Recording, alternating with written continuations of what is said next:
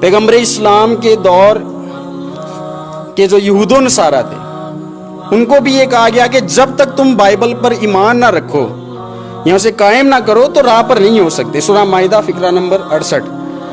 کہو کہ اے اہل کتاب، جب تک تم تورات اور انجیل کو اور جو کتابیں تمہارے پروردگار کی طرف سے تم لوگوں پر نازل ہوئیں ان کو قائم نہ رکھو گے کچھ بھی راہ پر نہیں ہو سکتے۔ اور یہ جو تمہارے پروردگار کی طرف سے تم پر نازل ہوا ہے ان میں اکثر کی سرکشی اور کفر اور بڑھے گا تو تم قوم کفار پر افسوس نہ کرو۔ تو پھر سے میں وہی کہوں گا کہ اگر تو بائبل بدلی ہوئی تھی تو اس آیت میں جو لکھا ہوا ہے اس کے الٹ لکھا ہونا چاہیے۔ کہتے ہیں کہ توریت کو جو نا وہ قائم کرو قرآن کے اندر آتا ہے، بالکل قرآن کے اندر توریت کو آتا ہے قائم کرو، لیکن کیسے قائم کرنا ہے؟ قرآن پاک میں یہی موجود ہے سورہ المائدہ کے اندر جہاں قائم کرنے کی بات ہے۔ پادری صاحب تھوڑا سا پیچھے بھی پڑھ لیں۔ وَلَوْ أَنَّ أَهْلَ الْكِتَابِ آمَنُوا وَاتَّقَوْا، اگر اہل کتاب ایمان لے آتے تقوی اختیار کرتے، لَكَفَّرْنَا عَنْهُمْ سَيِّئَاتِهِمْ، ہم ان کے گناہوں کو مٹا دیتے، ہم ان کو نعمتوں والی جنت میں داخل کرتے۔ وَلَوْ أَنَّهُمْ أَقَامُوا التَّوْرَاةَ وَالْإِنْجِيلَ وَمَا أُنزِلَ إِلَيْهِمْ، اگر وہ جو توریت کو قائم کرتے انجیل کو قائم کرتے جو کچھ ان کی طرف نازل کیا گیا ہے۔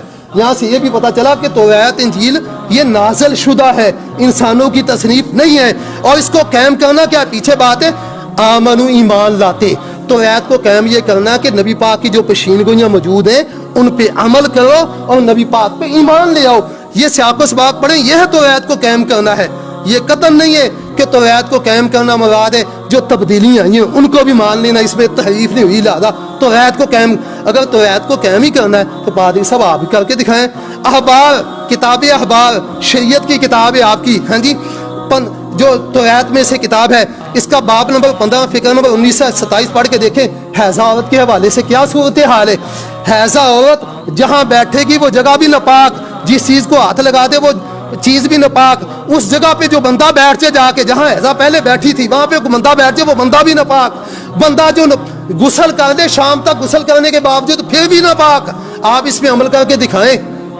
حقوق نسواں والے آپ کے پیچھے پڑ جائیں گے کہ آپ عورتوں کے ساتھ یہ سلوک، آپ توریت کو قائم کریں نا، کیوں نہیں کرتے اس مسئلے میں توریت کو آپ قائم؟ کہتے ہیں کہ نبیوں کی اقتداء کو کہا گیا ہے، ہاں جی، بات اس طرح ہے کہ بالکل نبیوں کی اقتداء کا کہا گیا ہے ہمیں، یہاں نبیوں کی اقتداء کا کہا گیا سورہ انعام کے اندر، وہاں پیچھے بات ہے توحید کی اور شرک کی، ہاں جی، اور اللہ نے نبیوں کا نام لیا ہے اور آگے فرمایا اولئک الذین ھدی اللہ فبہداہ مقتدی، یہ ہے جن کو اللہ نے ہدایت دیا، آپ ان کی ہدایت کی اقتداء کریں۔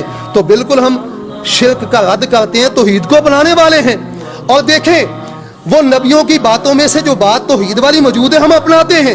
انجیل یوحنا باب نمبر 17 فقرہ نمبر 3، اور یہ عربی بائبل ہمارے پاس موجود ہے، میں زیادہ وضاحت کے لیے اس کے الفاظ پڑھتا ہوں، وہاں پر بات موجود ہے والحیات الابدیۃ ہی ان یعرفوک انت الہ الحق وحدک ویعرفوا یسوع المسیح الذی ارسلتہ۔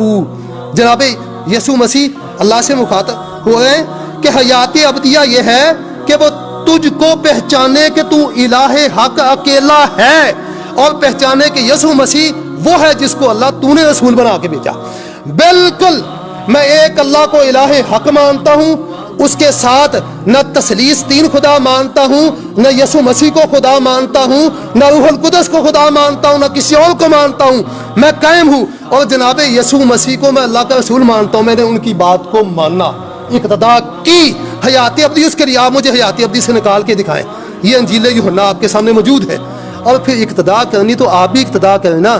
پہلے حوالہ دیا تھا لوط پیدائش کا، لوط علیہ السلام کی جو بیٹیوں نے باپ کو شراب پہ پلا کے زنا کیا، چلے جن کے ہاں اولاد نہیں ہے، نورینا، ہاں جی، بیٹی ہے، تو آپ پھر اقتداء کریں نا، بیٹی باپ کو شراب پلا کے باپ سے زنا کرے تاکہ اس سے آگے اولاد باپ کی نسل چل۔ آپ کیوں نہیں اقتداء کرتے اس بات کی؟ اگر اقتداء اس کو لیتے ہیں آپ۔